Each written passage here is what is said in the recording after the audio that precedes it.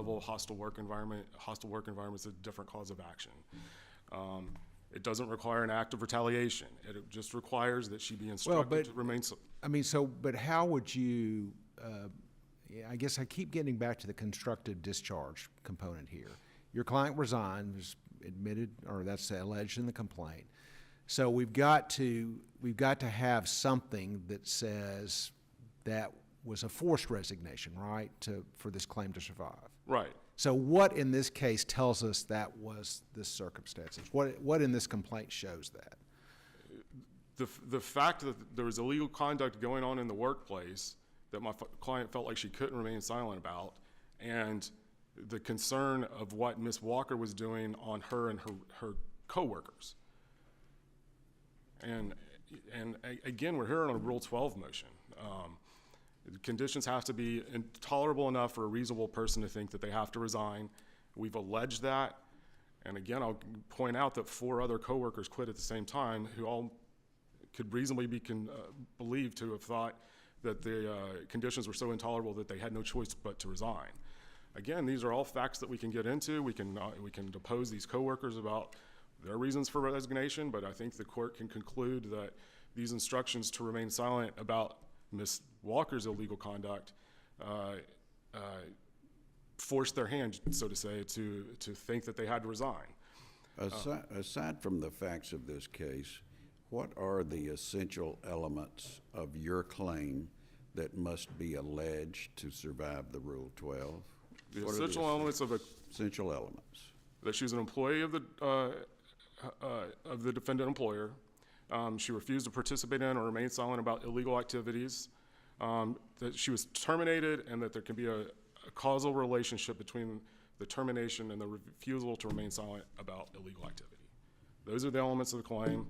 The instruction for her to not, by Ms. Walker, for her to remain silent to her and her coworkers, it's all been alleged. It's all been alleged to the black letter law. Every element has been alleged in this complaint. Going to sole cause, paragraph 25, we allege sole cause. So it's all been pled. And how does the TPPA come into play here?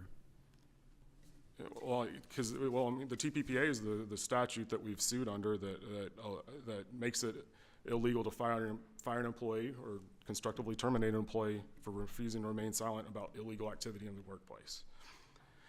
To Mr. Phan's point about the embarrassment to his client, any embarrassment she caused herself.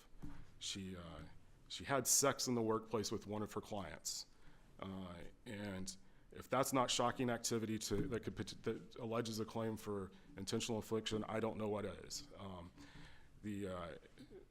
Being so careless as to allow one of your employees to find you having sex with a client in the workplace, a client that, and this is an intimate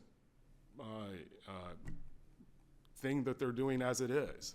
They're having to take hair off of men's bodies, and then for her boss to take it to the next level and bring that kind of conduct into the workplace can certainly cause injury to my client who's doing the same job.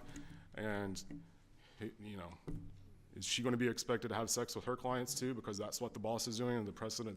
But isn't it fair to say in the allegations of your complaint, at the time that your client resigned, up to that point, she had remained, she told her co-workers about the incident, but she had not reported it to anyone else. Well, Your Honor, just the instruction for her to remain silent by Ms. Walker is enough to state a claim. It's enough, okay. Yes, sir. Yes, sir. Yeah.